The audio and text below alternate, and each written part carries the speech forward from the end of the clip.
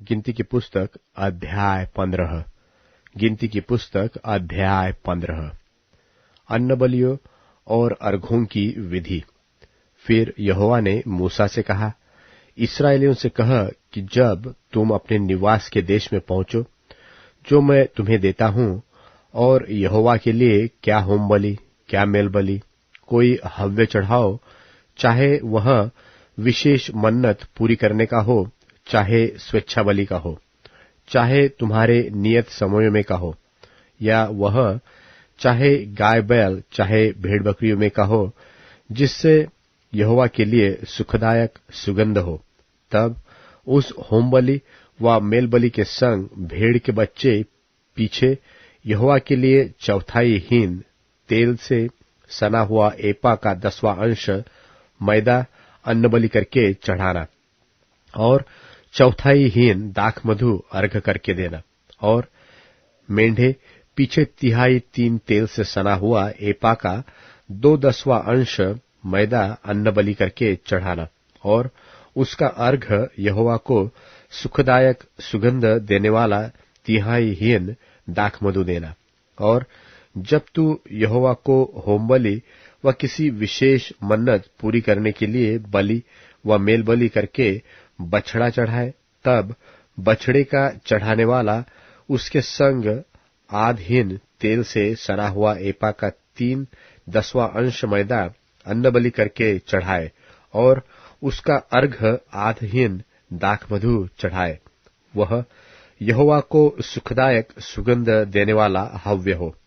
एक एक बछड़े व मेंढे व भेड़ के बच्चे व बकरी के बच्चे के साथ इसी रीति चढ़ावा चढ़ाया जाए। तुम्हारे बलि पशुओं की जितनी गिनती हो, उसी गिनती के अनुसार एक एक के साथ ऐसा ही किया करना। जितने देशी हो, वे यहोवा को सुखदायक सुगंध देने वाला हव्य चढ़ाते समय ये काम इस रीति से किया करे। और यदि कोई परदेशी तुम्हारे संग रहता हो, व तुम्हारी किसी पीढ़ी में तुम्हारे बीच कोई रहने वाला हो, और वह यहोवा को सुखदायक सुगंध देने वाला हव्य चढ़ाना चाहे, तो जिस प्रकार तुम करोगे उसी प्रकार वह भी करे। मंडली के लिए, अर्थात तुम्हारे और तुम्हारे संग रहने वाले परदेशी दोनों के लिए एक ही विधि हो। तुम्हारी पीढ़ी पीढ़ी में यह सदा की विधि ठहरे कि जैसे तुम हो वैसे ही परदेशी भी यहोवा के लिए ठहरता है। तुम्हारे और तुम्हारे संग रहने वाले परदेशियों के लिए एक ही व्यवस्था और एक ही नियम है। फिर यहोवा ने मूसा से कहा, इस्राएलियों को मेरा यह वचन सुना कि जब तुम उस देश में पहुंचो जहां मैं तुमको लिए जाता हूं, और उस देश की उपज का अन्न खाओ, तब यहोवा के लिए उठाई हुई भेंट चढ़ाया करो। अपने पहले गूंधे हुए आटे की एक पपड़ी उठाई हुई भेंट करके यहोवा के लिए चढ़ाना। जैसे तुम खलिहान में से उठाई हुई भेंट चढ़ाओगे, वैसे ही उसको भी उठाया करना। अपनी पीढ़ी पीढ़ी में अपने पहले गूंधे हुए आटे में से यहोवा को उठाई हुई भेंट दिया करना।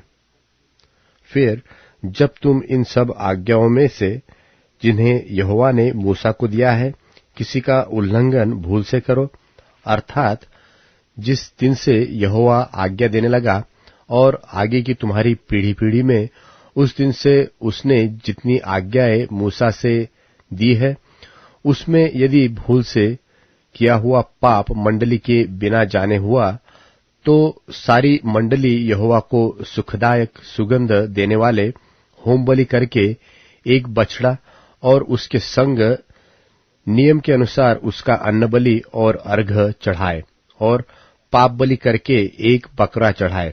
तब याजक इस्राएलियों की सारी मंडली के लिए प्रायश्चित्त करे, और उनकी क्षमा की जाएगी, क्योंकि उनका पाप भूल से हुआ, और उन्होंने अपनी भूल के लिए अपना चढ़ावा अर्थात यहोवा के लिए हव्य और अपना पाप बलि उनके सामने चढ़ाया।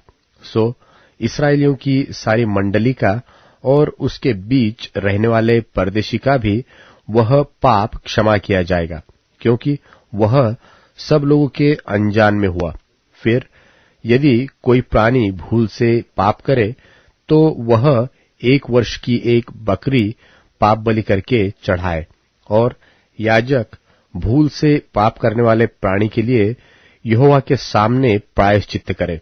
सो इस प्रायश्चित्त के कारण उसका वह पाप क्षमा किया जाएगा। जो कोई भूल से करे, चाहे वह इस्राएलियों में देशी हो, चाहे तुम्हारे बीच परदेशी होकर रहता हो, सबके लिए तुम्हारी एक ही व्यवस्था हो। परंतु क्या देशी क्या परदेशी, जो प्राणी ढिठाई से कुछ करे, वह यहोवा का अनादर करने वाला ठहरेगा, और वह प्राणी अपने लोगों में से नाश किया जाए। वह जो यहोवा का वचन तुच्छ जानता है और उसकी आज्ञा टालने वाला है, इसलिए वह प्राणी निश्चय नाश किया जाए।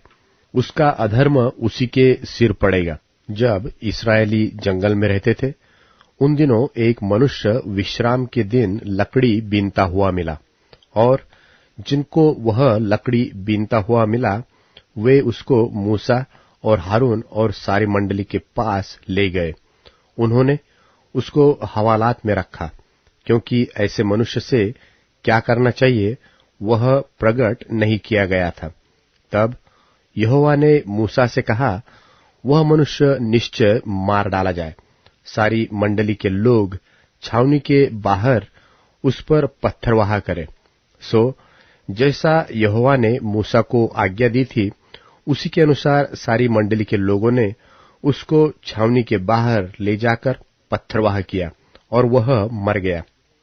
फिर यहोवा ने मूसा से कहा, इस्राएलियों से कह कि अपनी पीढ़ी पीढ़ी में अपने वस्त्रों के कोर पर झालर लगाया करना, और एक एक कोर की झालर पर एक नीला फीता लगाया करना, और वह तुम्हारे लिए ऐसी झालर ठहरे जिससे जब जब तुम उसे देखो तब तब यहोवा की सारी आज्ञाएं तुमको स्मरण आ जाए, और तुम उसका पालन करो, और तुम अपने अपने मन और अपनी अपनी दृष्टि के वश में होकर व्यभिचार न करते फिरो जैसे करते आए हो, परंतु तुम यहोवा की सब आज्ञाओं को स्मरण करके उनका पालन करो, और अपने परमेश्वर के लिए पवित्र बनो।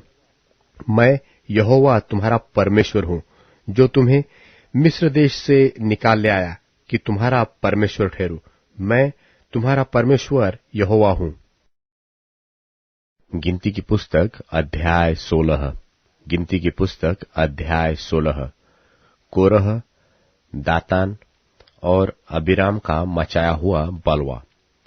कोरह जो लेवी का परपोता, कहात का पोता और इसहार का पुत्र था, वह एलियाब के पुत्र दातान और अबीराम और पेलेत के पुत्र ओन, इन तीनों रूबेनियों से मिलकर मंडली के 250 प्रधान जो सभासद और नामी थे, उनको संग लिया, और वे मूसा और हारून के विरुद्ध उठ खड़े हुए और उनसे कहने लगे, तुमने बहुत किया, अब बस करो, क्योंकि सारी मंडली का एक एक मनुष्य पवित्र है, और यहोवा उनके मध्य में रहता है।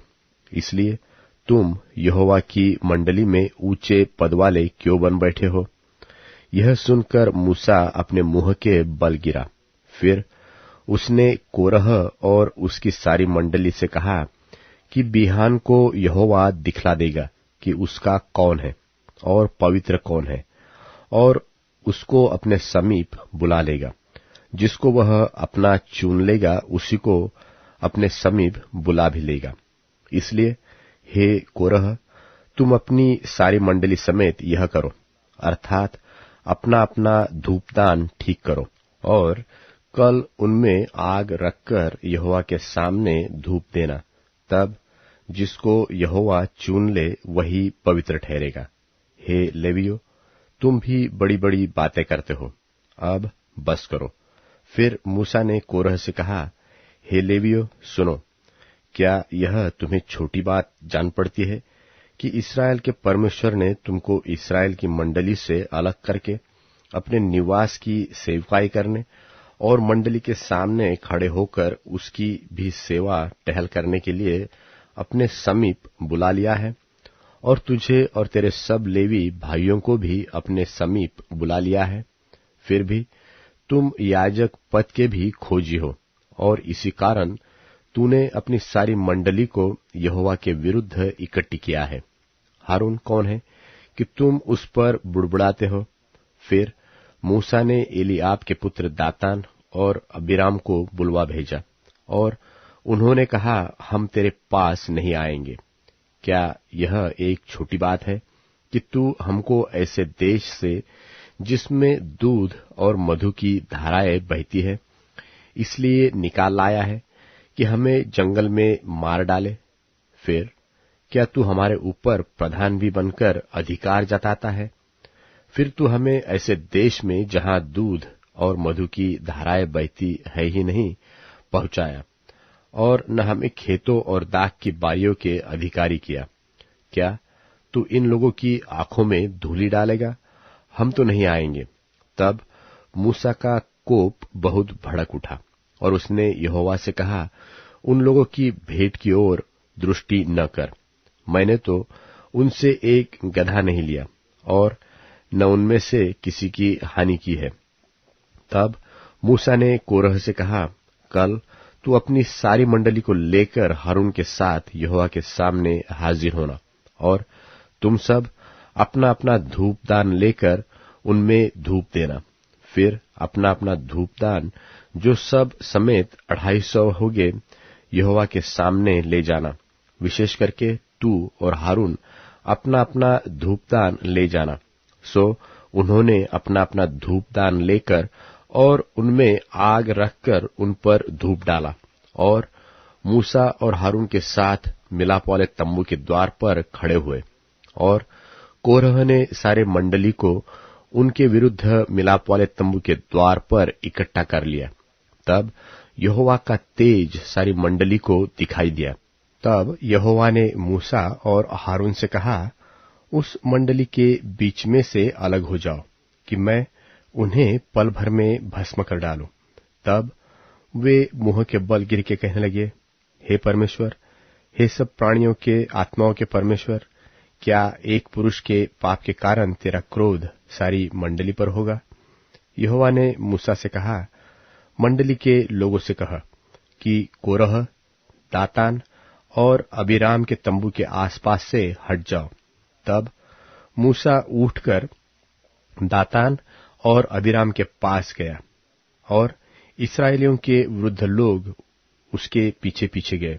और उसने मंडली के लोगों से कहा, तुम उन दुष्ट मनुष्यों के डेरों के पास से हट जाओ और उनकी कोई वस्तु न छुओ, कहीं ऐसा न हो कि तुम भी उनके सब पापों में फंसकर मिट जाओ।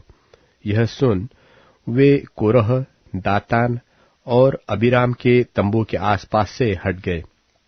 परंतु दातान और अबीराम निकलकर अपनी पत्नियों, बेटों और बाल बच्चों समेत अपने अपने डेरे के द्वार पर खड़े हुए। तब मूसा ने कहा, इससे तुम जान लोगे कि यहोवा ने मुझे भेजा है कि यह सब काम करूं, क्योंकि मैंने अपनी इच्छा से कुछ नहीं किया। यदि उन मनुष्यों की मृत्यु और सब मनुष्यों के समान हो और उनका दंड सब मनुष्यों के समान हो, तब जान जाओ कि मैं यहोवा का भेजा हुआ नहीं हूं।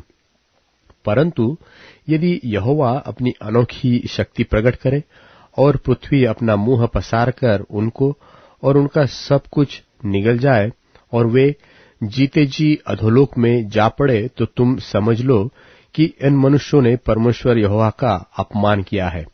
वह ये सब बातें कह ही चुका था कि भूमि उन लोगों के पांव के नीचे से फट गई और पृथ्वी ने अपना मुंह खोल दिया और उनका घरदार का सामान और कोरह के सब मनुष्यों को उनकी सारी संपत्ति को भी निगल लिया, और वे और उनका सारा घरबार जीवित ही अधोलोक में जा पड़े, और पृथ्वी ने उनको ढांप लिया और वे मंडली के बीच में से नष्ट हो गए। और जितने इस्राएली उनके चारों ओर थे, वे उनका चिल्लाना सुन यह कहते हुए भागे कि कहीं पृथ्वी हमको भी निगल न ले। तब यहोवा के पास से आग निकली और उन 250 धूप चढ़ाने वालों को भस्म कर डाला। तब यहोवा ने मूसा से कहा, हारून याजक के पुत्र एलियाजार से कह कि उन धूपदानों को आग में से उठा ले और आग के अंगारों को उधर ही छितरा दे, क्योंकि वे पवित्र है। जिन्होंने पाप करके अपने ही प्राणों की हानि की है, उनके धूपदानों के पत्थर पीट पीट कर बनाए जाए, जिससे वे कि वह वेदी के मढ़ने के काम आवे, क्योंकि उन्होंने यहोवा के सामने रखा था, इसलिए वे पवित्र है। इस कारण और इस प्रकार वह इस्राएलियों के लिए एक निशाना ठहरेगा।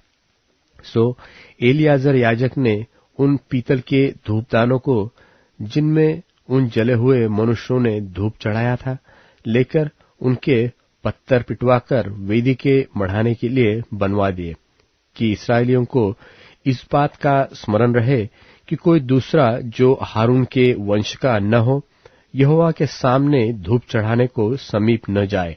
ऐसा न हो कि वह भी कोरह और उसकी मंडली के समान नष्ट हो जाए, जैसे कि यहोवा ने मूसा के द्वारा उनको आज्ञा दी थी।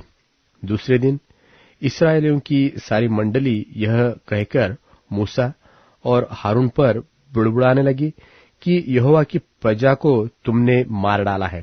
और जब मंडली के लोग मूसा और हारून के विरुद्ध इकट्ठे हो रहे थे, तब उन्होंने मिलाप वाले तंबू की ओर दृष्टि की और देखा कि बादल ने उसे छा लिया है और यहोवा का तेज दिखाई दे रहा है। तब मूसा और हारून मिलाप वाले तंबू के सामने आए।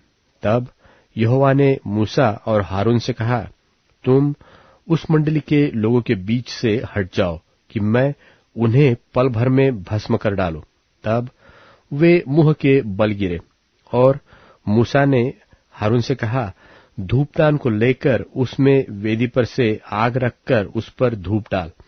मंडली के पास फुर्ती से जाकर उसके लिए प्रायश्चित्त कर, क्योंकि यहोवा का कोप अत्यंत भड़का है और मरी फैलने लगी है।